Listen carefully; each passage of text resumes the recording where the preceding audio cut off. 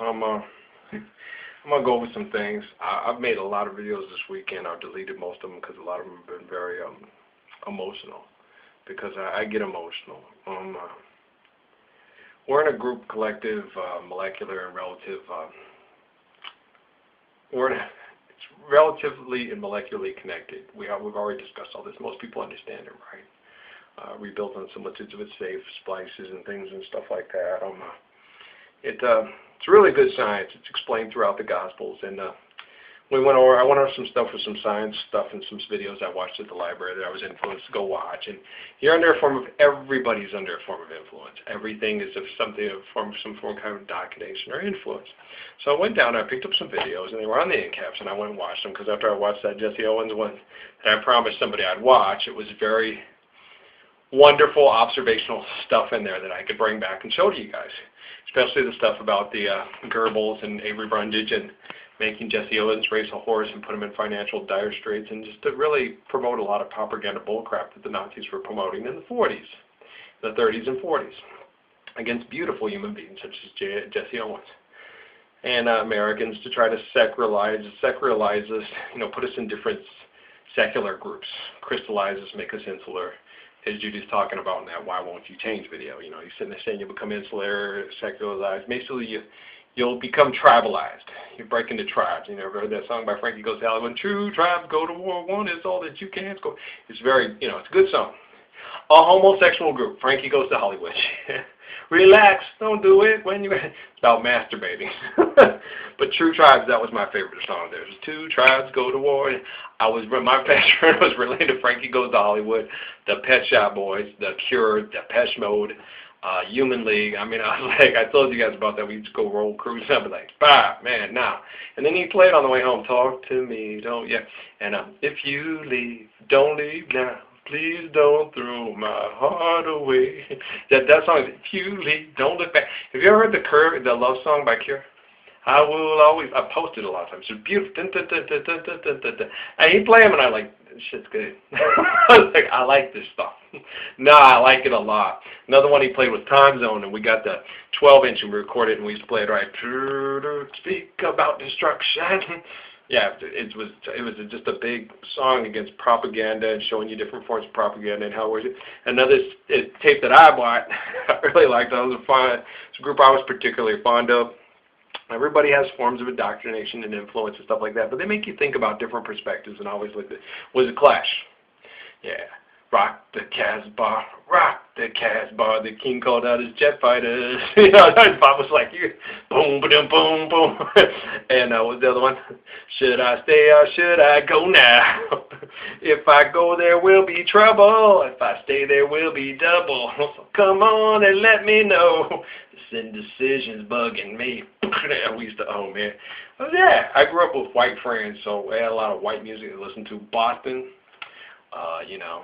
peace of mind. All I want is to have a piece of, take a look ahead. And I didn't, I grew up into R&B. Most of my friends I hung out with brothers were like this, okay? Most of them stayed away from this kind of crap. This was crap, okay? This was anger on anger crime. This was killing each other because you're mad at the life you have to live. And it was just a way of ending your misery or ending other people's misery. It was kind of like doing each other a favor. When I sat and watched the movie, I was so angry halfway through about half through the movie, I was pissed. Just about everybody in the movie, one group or another, I was like. And I didn't realize what type of individual I am. I'm the type of person that avoids a fight at all costs. And I did not know until they started pointing things out to me about my genetics and about other things, the type of underachiever, classic underachiever I am. I wrote it down in the parable that I wrote down in Sierra Vista about 5 years ago. Well, it was January. It was on Easter Sunday when I started it in January 2009, right after our president had become president for the first time. And I felt the need to, because of the prayer he put in the wall and the certain things that are the platforms that he was standing on, because it was a lot of the platforms of people that you've seen this movie. A lot of people I admired growing up because of their angry stance towards oppression. I was really admired. The first man that I admired the most in the civil rights movement was a man named Martin Luther King Jr. Because of his Henry David Thoreau civil disobedience stance. And then, of course, Gandhi followed Henry David Thoreau's civil disobedience. My dad had me read Thoreau when I was a kid.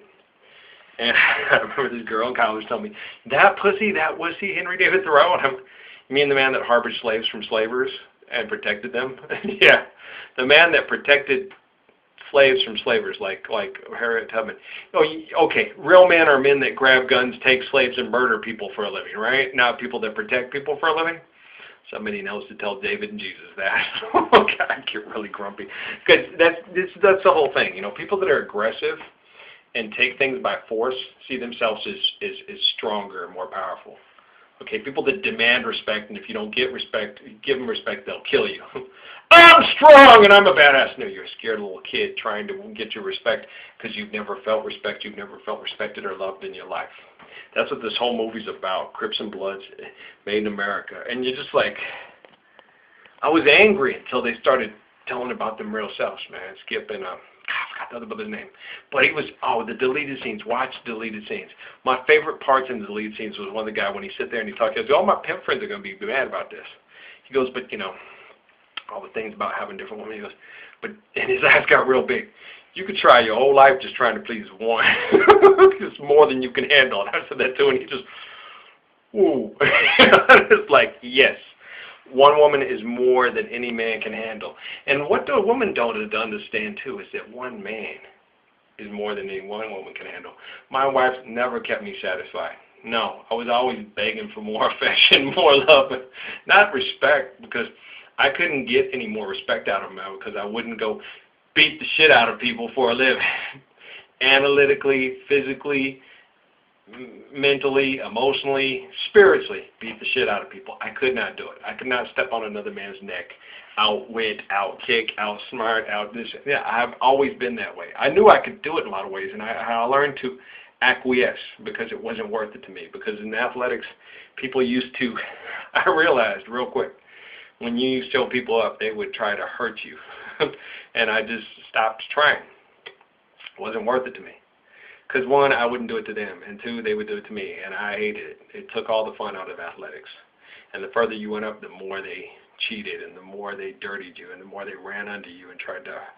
Yeah, I mean, I thought they would do it. At first, I thought it was by accident, but it happened way too damn many times. Shit, you know, so I just backed off. And I backed off on almost everything I did because people I realized would, man, I had people that tell my high school coaches I was a drug dealer, I was this, I was that. You know, I had taken so much abuse because of people's jealousy and envy, and you're like, well, I'm not that talented, I'm not that attractive. You didn't realize, I realized it when I was in the military, you know, that I was always underachieving. And I had to. One, I liked to hang out with common folks and have a good time, kind of like Mozart on Amadeus. You know, he just goes and he wants to go hang out with the people that joke around, does little fart things and the jokes, and he goes and Solari follows him and goes, how can he hang out with these uncouth people? Because they're fun. It's like, yeah, I used to always do that too, and my family's like that too. It's like, I don't drink, I don't smoke, you know, and I like sex, but I don't cheat, and I'm not a womanizer. So it was like I was a prude, but I wasn't. But it was like you're always trying to fit in. It's like, no, I ain't gonna drink with y'all. No, I ain't gonna smoke pot. Why? I just don't like it. It's not anything I like root beer. Can I have a root beer? Can I have a ginger ale? I like ginger ale.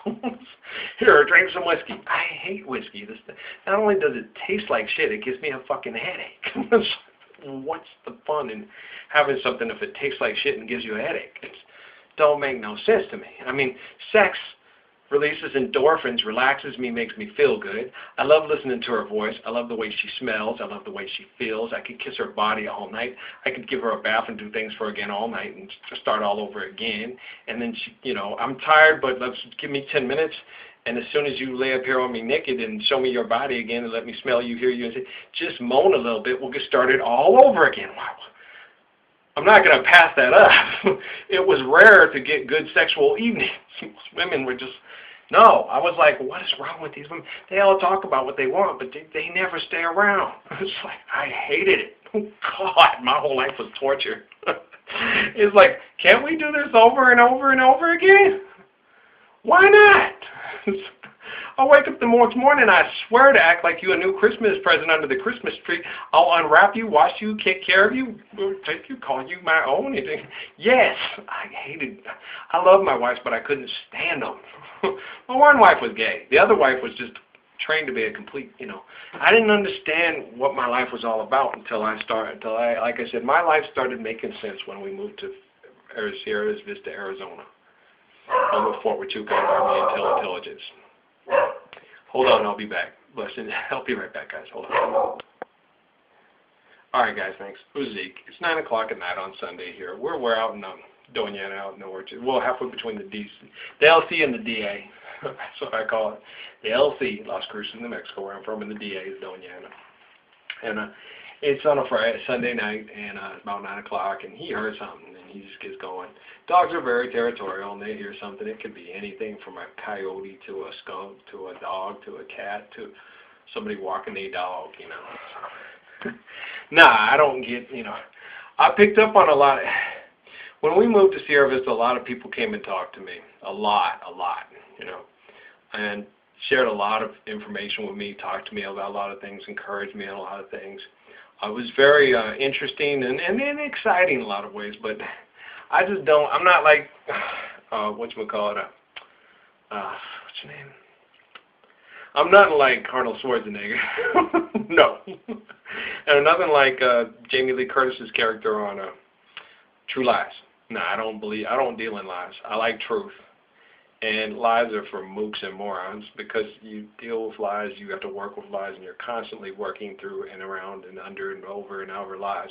The only reason lies are necessary because we have liars. And liars make horrible people, horrible lovers, horrible leaders, just horrible all the way around. People that believe in money are liars because they give more value to money than they do to human beings. So liars are just pathetic. Okay, so, yeah.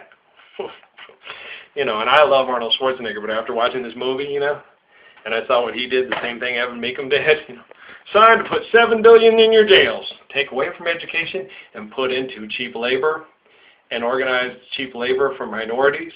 And by the time they hit 7th grade, they've already got a cell with your name on it and ready to go because you're cheap labor and you're out working in the cotton fields. Cheap labor, institutionalized, cheap food, cheap this, cheap that. And then they help produce certain things, and it helps produce industries for drug enforcement, police enforcement. They're the cog for a lot of high-priced jobs in the high-priced industry. You're just, you're just part of the system. And and he talked about how that thing about Miami-Dade County. As soon as they're Republicans when they want to read, and then when they're Democrats, they're stupid when they're Democrats. Oh, boy.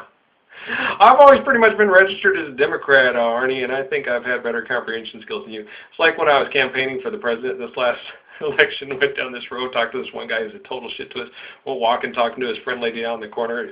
Here come these people, they're coming campaigning for the Democrats. And I was sitting there, they had a Ryan Romney sign in front of her house. She goes, Republican! I was like, yeah, I know. We're the people who want to put more money into schools and not into prisons. Yeah, we comprehend a little bit better than you do. Well, the jerk down the road came down to talk to you, and you had a Romney I don't know. That's why we just walked right past your house. I can read. I can comprehend. Good God. Okay, well, why don't you call the police? Why? Well, because I look Hispanic, and Raul is Hispanic, and you think we're trying to take over the country for Hispanic people. Wow, that sounds familiar. Yeah, the Mexican-American War. A bunch of white people trying to take over the country. Hi, it sounds like history is going to try to revisit itself. We're afraid they're going to come try to take back what we aggressively took from them. Actually, it was more of a combination of things. It's probably like good versus bad and bad versus good. And usually what happens is in confrontations between bad versus good is bad sends good out to die, and then bad comes and takes over the situation and monopolizes it. And after all, the good has died because bad didn't step up to do anything because they're evil manipulators. Kind of like the carpetbaggers from the Civil War. Yeah, created a whole bunch of horrible things, created up horrible government conditions and stuff like that, and then created people like Jesse James and Frank James so they could come in, I mean, stuff like that. So it's really interesting and cool. It's like good and bad and good and all fighting against each other and fighting against a man, just like Bloods and Crips. Jesse and Frank James. Yep, that's what they is. It's interesting. Sticking it to the man, but sticking it to themselves and sticking it to each other. It's horrible. It's really deep, man. I sat and watched the movie, and it was from a certain person's perspective. And they tried to tell you it was everybody's perspective, but you can't say that. You know, they said that what were called the Watts riots, or the Watts Rebellion, was actually a rebellion to declare war against white America. But they inflicted way more damage on them in both instances, in the rebellion, or what so-called riots, and then the aftermath thereof. They tried to mobilize and then get together vigilante-type groups to protect themselves from this happening again, and then when it became even more hostile and aggressive in an organized fashion, then their reaction to it was even more hostile and aggressive in an organized fashion, and then created drug wars and drug cartels, pimping and whoring, and it just destroyed this utterly. They introduced crack cocaine and AIDS and a bunch of other things into their community, and just solidly tried to destroy them from within. Yeah, violence is a bad answer. Yeah. It is, man. Even when Steve and a lot of the others and Malcolm and all that said that too, it's like, you gotta protect your family though. I mean, everybody's got their boiling point, and I'm that type of person too. I mean, I could identify with these folks, but I don't take it out. On my family and friends. But even with I've been through what I've been through, and I've been through the things that Kamazi was talking about on this. You get so violent, you get no respect from your woman, no respect from your kids. You can't keep a job. The thing was I couldn't keep a job mostly because of my woman. My black woman would subvert my jobs and undermine my jobs and talk shit about my jobs and throw out my kid and she was horrible, man. She did it to me. Yeah, but then when I got to Sierra Vista, I found out it was, military groups, subversive military groups, subversive banking groups, things, stuff like that, like with Good Will Hunting. What they don't tell you on that thing, like with Good Will Hunting, is the people in the subversive NSA military groups and observation groups that were making his life a living hell, so he would put himself into a situation where he would feel he'd have to work for the NSA because he was such a good code breaker and so off the charts intelligent. They follow these people and know that they have genetic tendencies and stuff. They know what they're doing before they do it. They plan out years in advance. It's really psychopathic. Kind of like Ted Kaczynski. Ted Kaczynski was one of those people that could sit there and break a code that would support bankings and drugs cartels and end up mass murdering hundreds of thousands to millions of people in the Middle East. He figured out what he was doing, and then he went to the zoo and then started killing his colleagues because he figured they were the most deadly people in the world to help mass murder people for the oil and banking industry. So he thought he was being a good guy. Totally different take on Ted Kaczynski now, huh? He doesn't seem like such a crazy psyched out guy out running around hiding in Montana thinking these people are just downright fucking evil and I've got to kill the people that will kill for them and break these codes for them and not even lose any sleep over it. So those people that he blew up and tried to kill, he did not like. He thought they were very evil people because they would break codes to mass murder hundreds of thousands of people overseas to support the drug cartels, banking industries, and oil industries. Me personally, I'm like, well, I just won't even do it at all. So they just continue to make my life a living hell because I won't participate and play for them. I only work for the people and to save the people, the planet, and all people. I won't work against Americans that are killing Arabs, but I definitely won't work for Americans to kill Arabs. I signed up in the military and didn't like it and bitched about it the whole time. President George Herbert Bush could not stand me and was talked out of killing me many times, and a lot of times by people in the Saudi royal family who I love very dearly. Not saying that all the Saudi royal family is good, but there are some good people in the Saudi royal family that have saved my life more than once. So I'm not kissing their ass. I'm giving them the proper respect due to somebody who helped just keep me alive. Okay? I love a lot of people in the Saudi royal family. Wouldn't you? There's not a ton of people. So Osama bin Laden's from the Saudi royal family. Yeah, and he hated the fact that people in the Middle East were getting killed by the millions to resupply the oil industry and sell out their whole country to sell oil to the United States to buy more cars and sell more cars in the U.S. And then they could come here and sell more cell phones to us. Yeah, he's not a horrible guy. He's got twisted by the horrible world that it had become. Same with George Herbert Bush, George Walker Bush, everybody. I don't judge any of them. I just look at the cesspool they are in and the way that they deal with things. When I was dealing with the people in Sierra Vista, I picked up on psychopathic, schizophrenic, psychopathic tendencies from all these people that I was dealing with. And you become, they're going to kill me. I'm going to die. And it's, yeah, I could die. They can kill you just like that. I mean, they could come in covert ops, especially in Sierra Vista, come in your house, piss in your mouth while you're sleeping, make you not even know they did it, give you a bath, brush your teeth, put you back to bed, have you under sedative drugs, and you don't even know what fucking happened, except you have maybe like, did I dream of something weird happened last night? You don't know. Man, I used to find books put in different parts in my house, opened up here and this and that and that. I knew the kids didn't do. You're paranoid. Nah, they fuck with you. They're not really nice people. When they start fucking with you just to see how good you are at shit. They're good at being complete lying, fucking psychopath, manipulative assholes. And I'm good at pointing out the fact that they are and they should stop.